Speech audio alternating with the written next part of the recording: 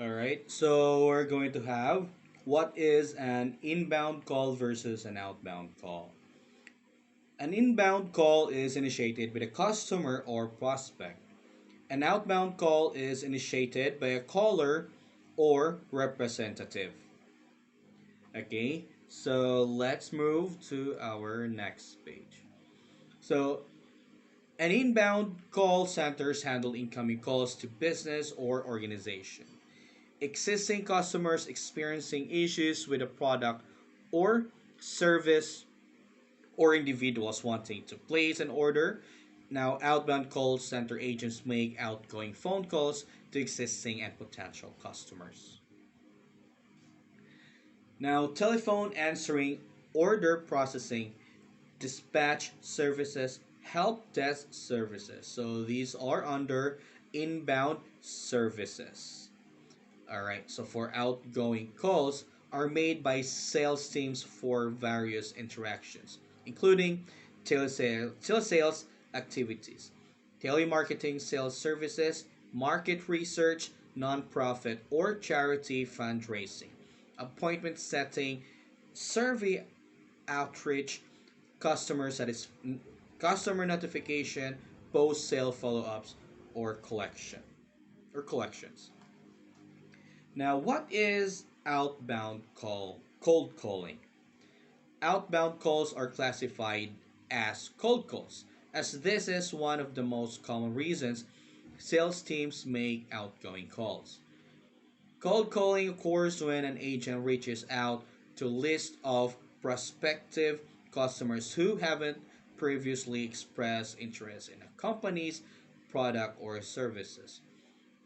Contacts are not expecting the call. They aren't warmed up or to the idea of receiving a call from a caller or the business or company they represent.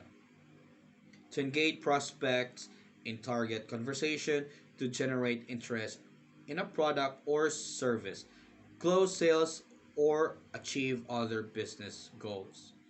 It is a cost effective and efficient means for businesses to engage prospects one on one, encourage them to move to the next stage in their buying journey. So, here is an example of cold calls.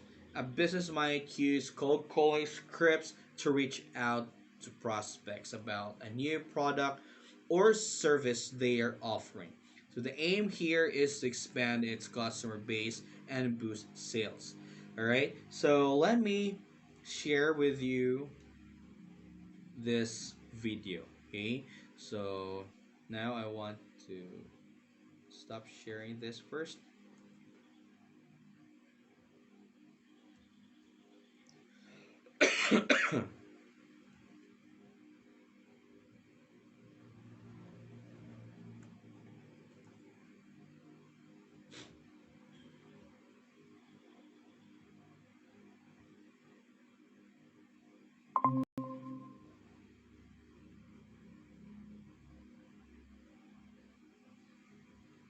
Active strategies to generate more leads and close more deals. So I'm going to give you some of my top tips when it comes to cold calling so that you can crush your cold calls, hit your numbers, and get those back commissions. And they absolutely do work because I have personally tried them myself on my cold calls during my time at Oracle. And I know for sure that if you do follow these strategies, you're going to find it very effective. Now, before we get started, make sure to give this video a like, subscribe, and turn on notifications, and let's go ahead and dive right in. If you want to be good at cold calling, the first thing you need to understand that you need to get the other person to like you as a person. And the thing is, people will make a split decision within the first 5 seconds of meeting you on whether or not they're going to like you. Right? That might sound crazy. How do you know you like someone if you only met them for 5 seconds? Well, the truth is, that's how it works, right? People will judge you based on how you look and how you sound, not necessarily the words you say. Now, when you're cold calling, they can't see you, but they can hear you. So 70% of whether or not someone likes you is going to be based on your tonality. Around 30% is going to be based on the words you're actually saying. So for tonality, what does that actually mean and how can you use it to crush your cold calls? Well, here's the thing. You just got to get the person to like you based on how you sound. If I were giving someone a cold call and I sounded like this, hey John, how's it going? It's Patrick from Microsoft. You think the other person on the other line is going to like me as a person? Probably not. But if I was speaking really slow like this, hey John, it's Patrick. How are you doing today? Of course, they're probably going to hang up. They're not going to like me. They're not going to want to do anything with me. So what is an effective tonality that you can use and borrow? Well, there are many different styles. Just because I say something, it doesn't mean it's going to be the magic silver bullet. But it has worked for me, and it has worked for many of my students. I've trained over 100,000 people have been through my courses already. So definitely it does work for many people. For me, I like to approach the situation in a very cool, relaxed, calm, but assertive tonality. So I'll probably be like this. Hey John, it's Patrick from Microsoft. How are you doing today? So what I'm doing is like, I'm not speaking too fast. I'm not speaking too slow. My voice is kind of calm, but there's some energy to it, right? It's not like I'm totally chill, like I'm chilling on the couch. It's like I'm assertive, but I'm not aggressive, right? Hey John, how's it going? It's Patrick from Oracle. How are you doing today? John's probably going to say, oh, yeah, I'm doing all right. Who is this again? What's up? So that's essentially how I would get them to start the conversation, right? So it doesn't really matter what you say, as long as you say something that gets them, to trust you on that first 5 seconds. Now, for opening lines, there's many different variations that you can do. For me, I personally like, hey, how you doing today? Usually, pretty much 99% of the time, they'll be like, yeah, I'm doing good. That's enough for me to get to the next part of my sales script. Now, other people, they don't necessarily like that because it's an open-ended question. What if they say no, right? And a lot of people, because if they don't nail their tonality down, sometimes they'll get a negative reaction, right? Now, another alternative line that you can use is this. Hey, John, it's Patrick from Microsoft. Did I catch you at a bad time? Typically, people would be like, yes or no. 9 out of 10 times, they're probably going to say, no, what's up? Or even if they did say yes, they're going to be, yeah, you did catch me at a bad time, but what's up, right? So they're still on the phone. You got them on the phone, right? So now you just got to use your tonality to get the person to like you. Now we've passed the first 5 seconds. Now you got to walk them through the script. So the next technique that I use is kind of advanced. It definitely does work because I've used this so many different times. It's rooted in human psychology, right? And I'll explain why. Now, of course, when people are watching this, they're going to be like, oh, no, that doesn't work and this and that. Maybe it doesn't work for some people based on your personality and your style, your tonality, but if it does work for some people, then it absolutely does work, right? So for human psychology, the thing is, if somebody asks for help, right? If somebody asks you for help on the street, typically most people will want to help that person in need. So if you were traveling in Japan, for example, and you're a foreigner in Japan, and you just go up to a random person who barely speaks English and you say, hey, I'm a little lost. Can you help me find the train station? Most of the time, they're going to say, sure, it's over here. Or they'll pull up Google Maps and be like, oh, it's over there, right? Because why wouldn't they want to help someone that's lost? They're not going to be like, oh, get away from me, right? As long as you're like a nice looking person, should be fine. Using that same psychology, you're just applying it into sales. Typically what I would say is, hey, John, I'm actually a little lost. Do you mind if I take a second to tell you why I'm calling? On the other line, the other person's going to be like, sure, what's up, right? They wouldn't deny someone help. This works really well if you're talking to, let's say, a receptionist, for example, someone who's redirecting calls, because it's literally their job to redirect you anyways, right? Or even if you're talking to, let's say, a director, a VP, executive, whatever the case is, even if you use that line, they'll be like, okay, well, maybe I can just point you into another direction, or maybe you need my help. I don't know where you're coming from, but I want to hear it, right? So you're just piquing their curiosity, and you're using the fact that when you ask for help, people typically will help you. I mean, that's just the reality of human nature, right? So the next part is you're essentially setting an agenda, or they also call it like an upfront contract, or just setting expectations for the call. You're not really selling anything on the next stage yet. You're just kind of telling them what's going to happen, and you're getting them to say yes or no. If they say yes to this agenda that you're going to be putting together, then you open the conversation to actually having a real sales call. If they say no, or you go on a call back another time, then that's totally okay. So here's how you're going to do it. And the main important thing is you want to explain why you're calling and what the other person can expect on this particular call, and also how long it's going to take. Hey John, I'm a little lost. Do you mind if I take a second to tell you why I'm calling? John will say, all right, sure, what's up? From there, what you're going to say is, hey, I'm part of the marketing team at Studio XYZ, and I noticed your company was putting up a lot of YouTube videos and podcasts on YouTube, which is absolutely great. What I actually do is I help companies, take those YouTube videos and turn it into shorts and post it on different social media sites like TikTok, YouTube Shorts, and things like that in order for you to get more attention. And I noticed that you haven't really started doing that yet. So the reason why I'm calling is because I wanted to take 5 minutes to see if it would make sense for us to work together in some way. And if it does, great, we can move on to the next step. But if not, totally fine. Is that okay with you? In that particular situation, in this context, right, if someone is actually, let's say, a podcaster, and they're putting out podcasts, long-form content, but they're not turning it into shorts, and it's obvious that shorts is the way to go because it's like free content, essentially. If they haven't done it, maybe they want to learn about how it can be done. If it only takes 5 minutes, they know what they're going to expect on the call. They know what value they're going to get. They know how long the call is going to take, and it's not going to take that long. And then they could either say yes, and it's okay for them to say no, because you just told them, like, hey, if it makes sense to work together, great, but if not, totally okay, right? That's the line that you use.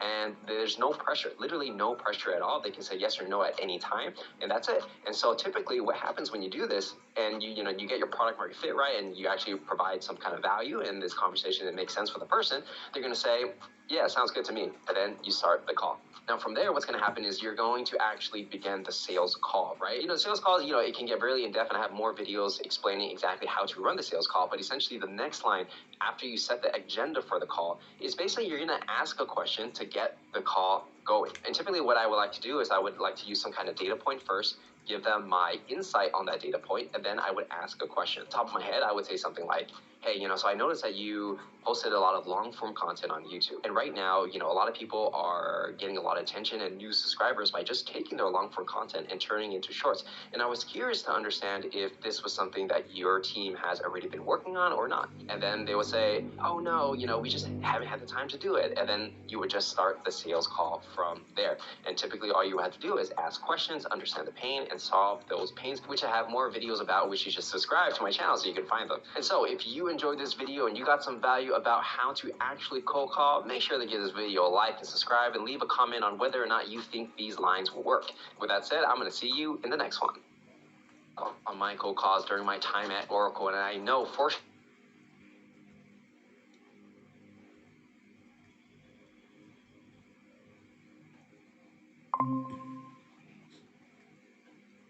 All right.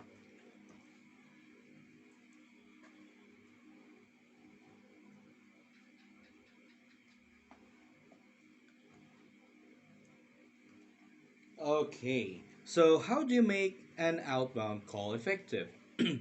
So use a call flow to understand what your customer experiences. So a call flow acts as an agent roadmap to the customer experience. It outlines the direction they need to follow, and it also details what questions to ask, actions to take, and whether a call needs to be passed to someone else. Using a call flow can save businesses time and resources by ensuring a positive customer experience. An effective call flow is simple, offering clear resolutions and answers for every kind of call. So it empowers agents with the tools and information they need to achieve results and transform prospects into happy customers. So call flow eliminates guesswork so agents can effectively solve problems, address pain points without having to consult managers or team leaders to handle phone calls scenarios that didn't come up in training. So using an outbound sales call script. So most prospects prefer unscripted calls as they are natural and make people feel more valued as human beings. However, making outbound calls can be stressful for agents and is rendered ineffective when agents aren't fully prepared or make poor judgments calls under pressure. So scripts are useful for guiding agents, increasing their confidence levels and keeping them on the right track.